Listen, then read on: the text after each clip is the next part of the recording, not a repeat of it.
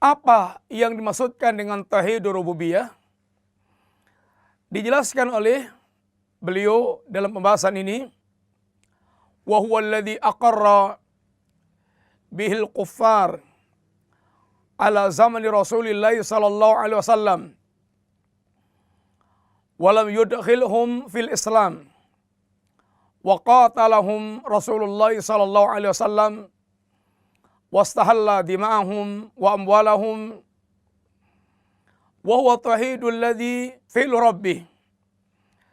Dikatakan bahwa tauhid rububiyah yaitu tauhid di mana orang-orang kafir Quraisy di zaman Rasulullah sallallahu alaihi wasallam mengikrarkan, yaitu mengakui tentang tauhid ini. Alladzi aqarra bil kufar ala zamani Rasulullah sallam. Akan tapi walaupun mereka telah mengakui tentang tauhid rububiyah, walam yudkhilhum fil Islam, hal ini belum memasukkan mereka ke dalam Islam. Dan mereka diperangi oleh Rasulullah sallam, wa qatalahum Rasulullah sallallahu alaihi wasallam. Kemudian hanya semata-mata mengakui tauhid ini masih menjadikan halalnya darah dan harta mereka. Wastahalla dima'ahum wa amwalahum. Dan tauhid jenis ini maksudnya adalah wa huwa tauhidul ladzi ini fi'lu rabbih. Yaitu tauhid yang berkaitan dengan perbuatan Allah Subhanahu wa taala. Perbuatan-perbuatan Allah seperti mencipta, menghidupkan, mematikan, mengurus alam jagat raya, alam semesta, memberikan rezeki. Tauhid ini sudah diakui oleh orang-orang Quraisy. Dan ini disebutkan di dalam banyak ayat. Satu di antaranya ayat yang beliau bawakan di sini adalah qul may yarzuqukum minas sama'i wal ardi wa may yamliku as-sam'a wal absara wa ma yukhrijul hayya minal mayyit wa ma yukhrijul mayyita minal hayyi wa ma yudabbirul amra fasayaquluna Allah qul afala tattaqun. Katakan ya Rasulullah sallam, siapakah yang memberikan rezeki kepada kalian dari langit dan bumi? Wa may yamliku as-sam'a wal absar, siapa yang kuasa menciptakan pendengaran dan penglihatan. Wa may yukhrijul hayya minal mayyit wa yukhrijul mayyita minal hayyi, siapa pula yang mengeluarkan yang hidup dari yang mati dari yang hidup. Wa may yudabbirul amra, siapa pula yang mengurus alam semesta. Fasayaquluna Allah, orang-orang Quraisy, orang-orang musyrikin Quraisy pasti mereka akan mengatakan Allah. Qul afala tattaqun, kenapa kamu tidak bertakwa kepada Allah?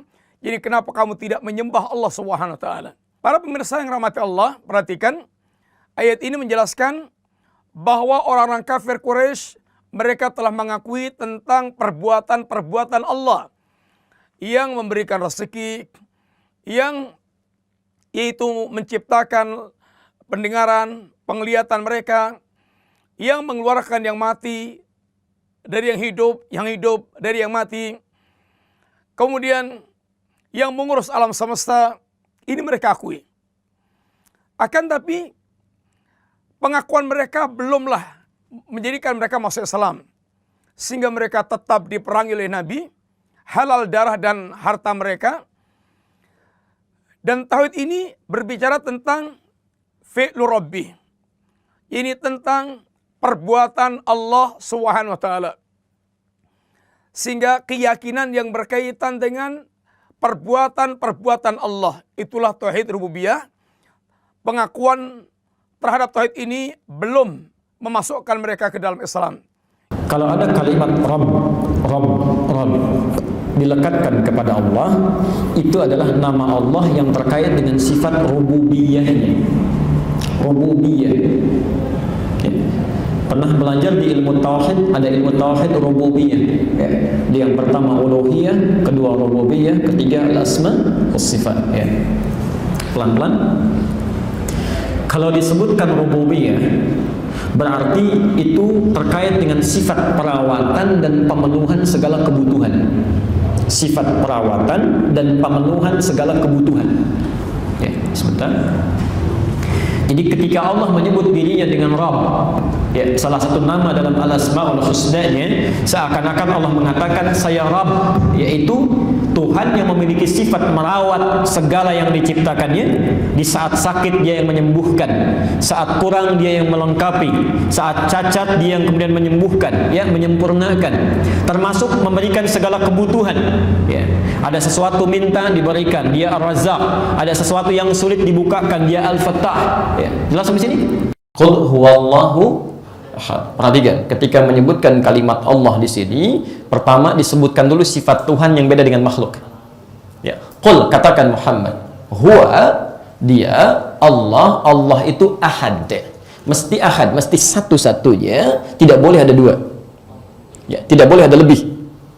Awas, pelan-pelan ya. Bapak dan Ibu sekalian fokus, ya. Ada wahid, ada ahad, itu berbeda. Kalau Anda menyebutkan wahid, itu artinya satu yang mungkin ada dua. Makanya setelah wahid ada itsnain, ada tsalatsa, kan?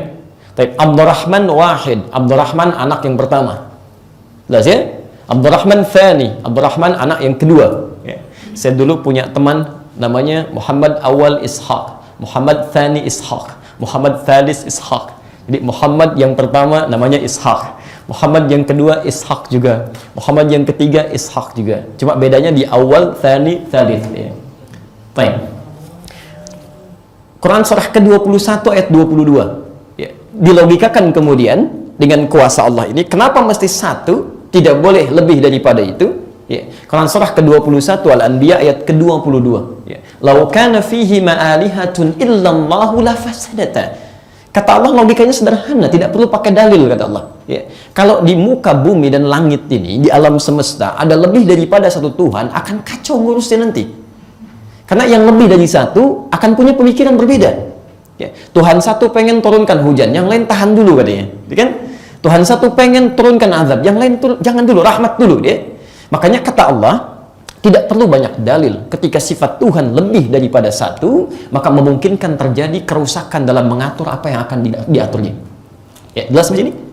Baik, karena itu gambaran yang pertama, qul, katakan Muhammad, huwallahu, sifat Tuhan itu bisa disebut dengan Tuhan, mesti beda dengan makhluk, ahad.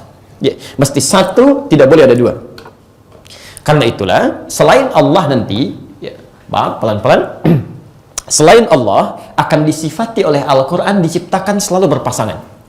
Wa min kulli syai'in khalaqna az-zawjaini la'allakum tadhakkarun. Ya, dan segala hal selain Allah akan dicipta berpasangan supaya kalian sadar ini perbedaan antara makhluk dengan Tuhan. Ada laki-laki, ada perempuan, ada siang, ada malam, ada jantan, ada betina, ada putih, ada benang sari. Semua makhluk diciptakan oleh Allah berpasangan untuk membedakan antara khalik dengan makhluk. Jelas di sini? Baik. Satu, ya.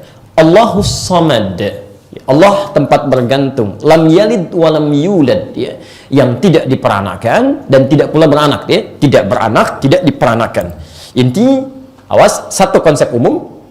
Yang kedua, untuk menolak kepercayaan yang hadir saat ini diturunkan. Jadi saat ayat ini diturunkan, sudah ada kepercayaan yang menganggap bahwa Tuhan itu punya anak. Ya, ada Tuhan anak, ada Tuhan Bapa, ada rahnya yang lain, kan? Disebut dengan Rah Kudus. Maka dibuat statement oleh Al-Quran, Tuhan mesti satu, tidak boleh lebih daripada itu, dan tidak benar kalau Tuhan kemudian diperanakan atau Tuhan punya anak. Ya, untuk menegasikan atau menepikan anggapan yang keliru saat itu. Ya. Kemudian walam yakul lahu kufuwan ahad, dan tidak ada mitra atau sekutu untuk tempat dia bergantung. Ya. Bapak Ibu sekalian, kufu itu secara bahasa artinya sandaran untuk menambah kekuatan. Jadi kalau saya misalnya jalan agak susah, saya gunakan tongkat, itu kufu namanya. Ya, dia bantu saya. Orang buta nggak bisa lihat, orang tuli nggak bisa dengar. Lalu orang buta digendong oleh orang tuli. Yang buta nunjukkan kemana arahnya dengan matanya, ya kan? Baik. Maaf, yang buta menunjukkan kemana arahnya dengan pendengarannya, yang tuli menunjukkan kemana arah dengan penglihatannya. Itu namanya kufu. Ya, kufu. Jadi kata Allah, sifat Tuhan itu, maaf, itu harus kuat. Nggak bisa minta bantuan, atau bahkan lemah daripada itu. Ya. Jadi kalau ada Tuhan yang sifatnya minta bantuan kepada yang lain, apalagi dibuatkan oleh makhluknya, itu paling aneh. Ya, itu paling aneh. Ya. Ya. Coba Anda lihat misalnya Quran surah ke-22 Al-Hajj ayat ke-73. Ya ayyuhan nas, hei manusia. Kalimat nas diulang di Quran disebutkan 241 kali. Ya. Kalau disebutkan nas, ini bukan hanya kepada orang Islam saja, pada semuanya. Ya ayyuhan nas, hei manusia. Duriba mathalun fastami'u lah. Ya. Kami tetapkan perumpamaan, silahkan simak, kata Quran. Jadi ini dalil yang indah. Kata Quran nggak usah pakai dalil lah. Kami buat perumpamaan, silahkan Anda simak. Ya. Lihat kalimatnya. Sungguh kata Quran, yang kalian seru selain Allah itu, la yakhluqu dzubaba. Ya. Walau ijtama'u lah. Yang kalian seru selain Allah, yang disembah, yang dipertuhankan, nyiptakan lalat aja nggak sanggup. Saya ulang ya. Baik. Ada yang kurang jelas? Oh baik, silahkan diperjelas dulu. Sudah cukup? Baik, perhatikan kalimatnya. Yang kalian pertuhankan itu, ciptakan lalat saja tidak sanggup, bahkan mengusir lalat pun tidak bisa. Jadi begitu lalat hinggap, ya, dia tidak bisa mengusir lalat saja yang ada pada dirinya, apalagi menjadi Tuhan. Yang paling menarik, ini yang paling menarik, ada Tuhan yang dibuat oleh makhluknya gitu. Jadi manusia yang bikin Tuhannya, manusia yang nyembahnya gitu ya. Ini kan sesuatu yang unik di sini ya. Awas, hati-hati ya. Yang unik di sini. Sifat Tuhan kata Quran mesti lebih kuat dibandingkan dengan makhluknya. Sekarang makhluknya menciptakan Tuhannya, makhluknya nyembah Tuhannya. Kan aneh di sini. Baik, karena itulah kami ingin tegaskan bagian yang pertama, ketika disebutkan nama Allah di Quran, ini ingin menunjukkan kekuasaan Allah sebagai Tuhan yang layak untuk dipertuhankan, beda dengan makhluk yang lainnya. Jelas sampai sini? Baik, ini apakah tauhid uluhiyah itu? Al-uluhiyah ini diambil dari kata al-ilaha atau al-uluhah yang artinya adalah ibadah. Tauhidul uluhiyah maksudnya adalah mengesahkan Allah di dalam ibadah. Ifradullah bil ibadah. Tauhid artinya adalah mengesahkan. Ya, maka tauhidul uluhiyah artinya adalah mengesahkan Allah di dalam ibadah, yaitu menjadikan Allah sebagai satu-satunya zat yang berhak untuk disembah. Menjadikan Allah sebagai satu-satunya zat yang diibadahi. Apa yang kita lakukan berupa ibadah, maka yang kecil maupun yang besar semuanya diserahkan kepada Allah SWT. Doa, meminta pertolongan, bernadar, menyembelih, salat, puasa, ya, istighatsah, meminta pertolongan, isti'adzah, meminta perlindungan, dan ibadah-ibadah yang lain dengan berbagai jenisnya, berbagai macamnya, yang diucapkan maupun yang ada di dalam hati ataupun yang dilakukan oleh anggota badan, maka diifradkan ya hanya kepada Allah, yang mengesahkan Allah dalam ibadah. Inilah dimaksud dengan tauhidul uluhiyah. Ya, dan sudah kita sampaikan bahwasanya tauhidul uluhiyah ini adalah tujuan kita diciptakan oleh Allah Azza wa Jalla. Wa ma khalaqatul jinna wal insa illa liya'budun. Tidaklah aku ciptakan jin dan manusia kecuali untuk beribadah kepadaku. Ya, untuk beribadah kepadaku. Abdullah bin Abbas ketika menafsirkan ayat ini beliau mengatakan illa liyuwahhidun, kecuali untuk mengesahkan aku dalam ibadah. Menunjukkan bahwasanya tujuan utama kita diciptakan oleh Allah adalah untuk mewujudkan tauhidul uluhiyah. Dan ini adalah sebab kenapa dahulu para rasul diutus oleh Allah SWT. Tidak lain dan tidak bukan kecuali untuk mendakwahkan tauhidul uluhiyah. walaqad ba'atsna fi kulli ummatin rasulan an i'budullaha wajtanibut taghut. Dan sungguh kami telah mengutus kepada setiap umat seorang rasul, apa yang mereka ucapkan, an i'budullaha wajtanibut taghut, supaya kalian menyembah kepada Allah dan supaya kalian menjauhi taghut. Diturunkan kitab-kitab, ya, Al-Quran, Injil, Taurat, dan seterusnya, semuanya adalah untuk, ya, isinya adalah tentang tauhidul uluhiyah, mengisahkan Allah di dalam, ya, di dalam ibadah. Maka tauhidul uluhiyah ini adalah tujuan kita diciptakan oleh Allah, dan dia adalah hikmah kenapa diutus para rasul alaihi wassalam. Ya. Tauhid mulkiyah, kita lihat dulu dari pengertian bahasanya, ya. Secara istilah, tauhid mulkiyah atau al-mulk, ya, berasal dari kata malaka yamliku atau al-mulk, yang memiliki pengertian meliputi kewenangan Allah Subhanahu wa taala dalam menguasai atau mengelola kehidupan di dunia ini. Dari kata ini dibentuk istilah al-mulk yang artinya kerajaan. Hubungan antara al-mulk, ya, malik atau kekuasaan, dengan kerajaan kemudian menjadi jenis dan macam.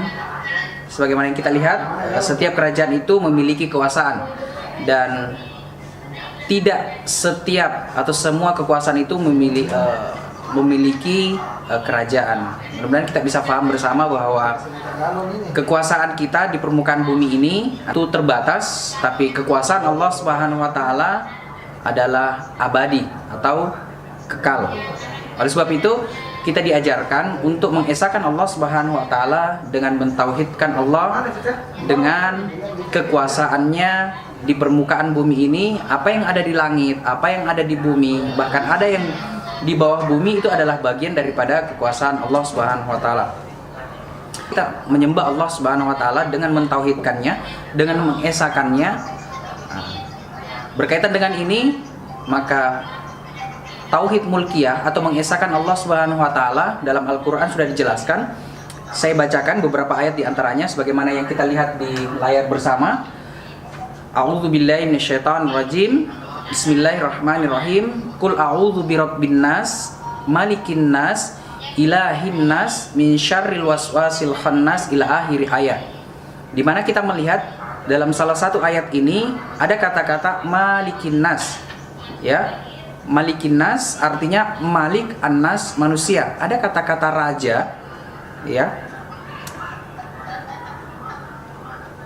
manusia, ya, atau yang menguasai manusia, ya, kehidupan di permukaan bumi ini.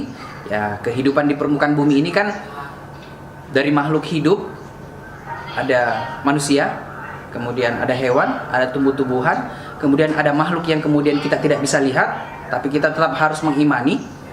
Iman artinya kita percaya bahwa itu adalah, ya, makhluk Allah Subhanahu wa taala.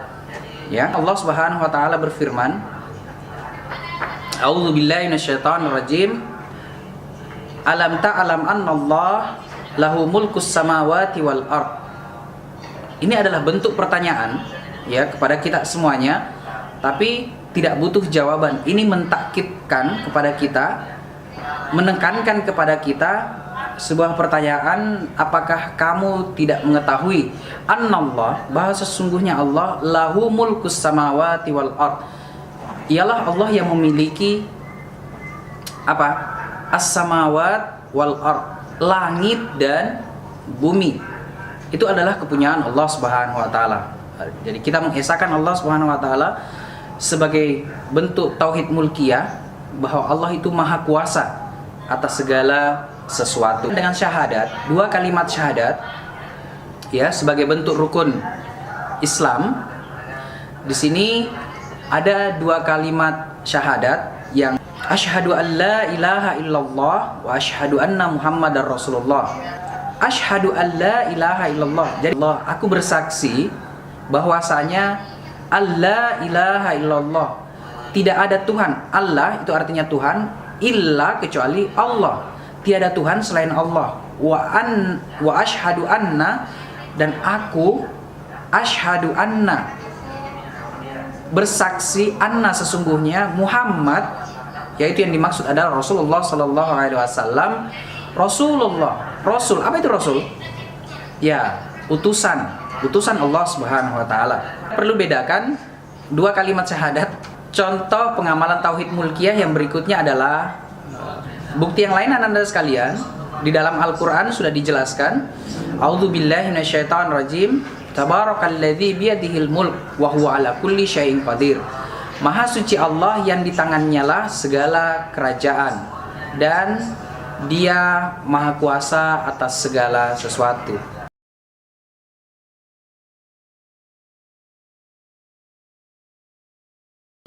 A'udzubillahi minasyaitonirrajim. Bismillahirrahmanirrahim. Qul a'udzu birabbin nas, malikin nas, ilahin nas, min syarril waswasil khannas, ila akhir ayat. Di mana kita melihat dalam salah satu ayat ini ada kata-kata malikin nas. Ya. Malikin nas artinya malik an-nas, manusia. Ada kata-kata raja, ya,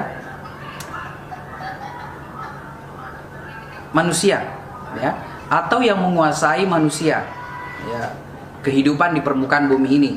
Ya, kehidupan di permukaan bumi ini kan dari makhluk hidup ada manusia, kemudian ada hewan, ada tumbuh-tumbuhan, kemudian ada makhluk yang kemudian kita tidak bisa lihat, tapi kita tetap harus mengimani. Iman artinya kita percaya bahwa itu adalah ya, makhluk Allah Subhanahu wa taala. Ya, Allah Subhanahu wa taala berfirman, A'udzubillahi minasyaitonirrajim. Alam ta'lam annallaha lahu mulkus samawati wal ard.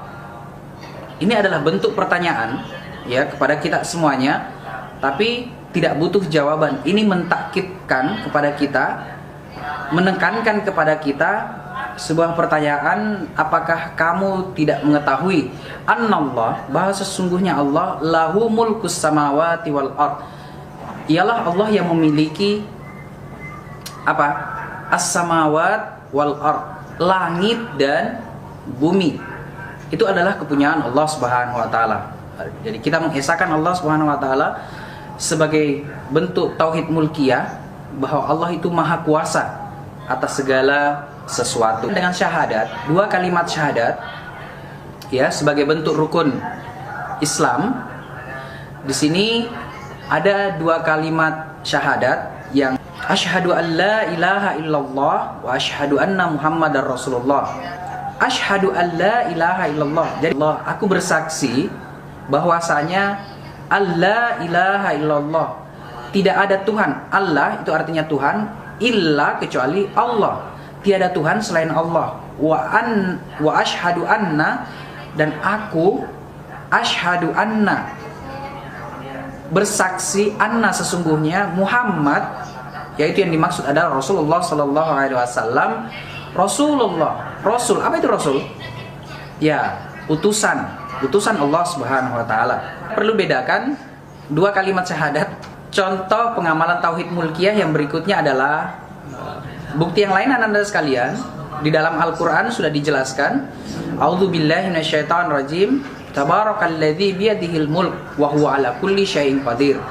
Maha suci Allah yang di tangannya lah segala kerajaan, dan Dia maha kuasa atas. Allah dalam surat pertama Al-Fatihah, Allah membicarakan tentang siapa Allah. Allah menjawab, alhamdulillah, segala puji bagi Allah. Siapa? Rabb alamin. Nah, Allah sudah menyatakan dirinya. Siapa Allah? Ya Rabb. Ya, Ar-Rahman Rahim. Nah, inilah yang disebut bagaimana Allah, sifat Allah itu Ar-Rahman Ar-Rahim. Sifat ini bagaimana Allah itu Ar-Rahman Ar-Rahim. Dan Asmaul Husna, ya. Karena siapa Allah? Malik, Raja. Allah itu Raja. Kemudian siapa Allah? Iya, karena berdua hanya kepadanya kita, ya, kami mengabdi, dan kepadamu tolong. Jadi Allah itu siapa? Ya, tempat mengabdi, tempat minta tolong, itulah yang ilah, gitu ya. Nah, lebih jelasnya lagi dalam surat terakhir ya, An-Nas. Coba lihat, ini lebih jelas lagi. Siapa Allah? Ya, Allah mengatakan Rabbin Nas, Malikin Nas, Ilahin Nas. Nah, bagaimana hubungan ketiganya ya? Coba kita perhatikan. Untuk ke sana kita lihat dulu ya, artinya dulu. Allah sebagai Rabbin Nas. Apa itu Rabb? Pencipta, pemelihara, pendidik manusia. Itu Rabb. Malik, raja, penguasa, pemilik manusia. Ilah, yang disembah, yang dicintai, yang ditakuti. Nah begitu. Itu kalau secara pengertian ya. Kemudian sebagai Rabb, Allah sebagai pencipta itu nggak butuh wakil. Cukup mengatakan kun fayakun, jadi. Itu rububiyah ya. Tauhid rububiyah lah meyakini bahwa Allah mencipta dan menciptakan itu cukup dengan kun fayakun. Kemudian ilah. Nah ini yang permasalahan manusia di dunia itu masalah ilah ya. Jadi seolah-olah kita menyembah kepada itu sudah wakil ya. Ada wakil. Apa wakilnya? Ya seperti yang disebutkan hari tadi, ada Yesus, ada dewa, ada apa. Sebenarnya itu wakil karena dia yakin bahwa Tuhan pencipta ada. Jadi dewa itu hanya sebagai perantara aja gitu ya. Nah ini sebagai ilah. Sedangkan Allah sebagai Malik ya, sebagai Malik, Allah itu raja tadi, raja manusia. Nah, kita ingat ya, sebagai raja itu seorang raja harus punya wilayah hukum, punya aparatur, ya, punya undang-undang, punya rakyat. Ini raja. Jadi nggak ada raja tanpa wilayah hukum ya. Tidak punya aparat, tidak punya undang-undang, itu bukan raja namanya. Nah, apakah Allah raja? Ya raja. Coba lihat wilayah hukum. Allah punya wilayah hukum. Namanya jagat raya. Nah ini ayatnya ya. Wilayah hukum Allah ini meliputi jagat raya. Wilayah hukumnya. Ya. Kemudian aparaturnya itu malaikat. Malaikat ini ya artinya aparatur ya. Kemudian Rasulullah juga aparat. Untuk di muka bumi itu Rasulullah ya, untuk mengejawantahkan kitabullah tadi ya. Nah, undang-undang kitabullah ya. Allah itu punya undang-undang namanya kitabullah. Kemudian Allah punya umat, punya rakyat, ya punya, yaitu makhluknya sendiri. Nah, jadi Allah sebagai raja. Hanya masalahnya kalau Allah sebagai raja bagaimana? Nah, gitu ya. Nah, ini yang perlu dipahami adalah ini coba lihat. Ya. Hubungan Allah dan Rasul. Jadi kalau kita lihat dalam rukun iman ya, rukun iman ini ya, rukun iman pertama iman kepada Allah. Ya, iman kepada Allah, kemudian iman kepada malaikat, iman kepada kitabullah, iman kepada Rasulullah. Ini kan rukun iman 1, 2, 3, 4 ya. Jadi Allah menurunkan kitab melalui malaikat kepada Rasulullah untuk menjadi aturan namanya al-Islam. Nah itu ya, ini ya. Kemudian ini ya, coba lihat, perhatikan rukun iman ya. Rukun iman kepada Allah sebagai Malik, iman kepada malaikat sebagai aparat, iman kepada kitabullah sebagai undang-undang, iman kepada Rasulullah sebagai petugas. Sedangkan iman yang kelima adalah tujuan akhir. Kita harus yakin kepada hari akhir. Wabil akhiratihum yuqinun. Nah, karena manusia tidak yakin kepada akhirat, dia hidupnya ya kufur gitu ya. Nah, iman ke akhirat ini bagi orang yang berbuat baik, yang melaksanakan undang-undang, yang taat kepada Allah dan Rasul, maka dia surga. Sedangkan bagi yang tidak taat kepada Allah dan Rasulnya dan kepada kitabullah, maka dia neraka. Nah, kita harus yakin ini ya, iman kepada hari akhir. Kemudian yang terakhir, iman kepada qada dan qadar. Jadi ketentuan Allah ya. Jadi kita harus yakin kepada ketentuan Allah ya. Undang-undang tertulis dan yang tidak tertulis. Bisa tertulis ya, dalam Al-Quran ya, itu aturan-aturan Allah. Kemudian ada yang tidak tertulis, kauniyah, adanya penciptaan alam, kemudian adanya proses alam, itu kan kita harus yakin. Contohnya begini ya, menurut alam kalau benda jatuh ke tanah karena itu mengandung gravitasi, nah itu ketentuan Allah ya. Adanya hujan, angin, itu ketentuan Allah. Nah, itu salah satu ya. Nah, hanya memang dalam Al-Quran 1, 2, 3, 4 itu dalam satu kalimat dalam Al-Quran. Di antaranya surat Al-Baqarah ya. Amana billahi wa malaikati wa kutubi wa rasuli. 4. Sedangkan yang ini terpisah ya. Misalnya dalam surat Al-Baqarah, wa bil akhiratihum yuqinun. Dan orang yang takwa itu yang yakin kepada hari akhirat, iman kepada hari akhirat ya. Kemudian qada dan qadar juga dalam Al-Quran banyak dikisahkan oleh Allah ya. Demikian ya Ari, mudah-mudahan bisa dipahami juga oleh para pemirsa ya, Bapak Ibu, mudah-mudahan menjadi bahan untuk renungan ya. Demikian.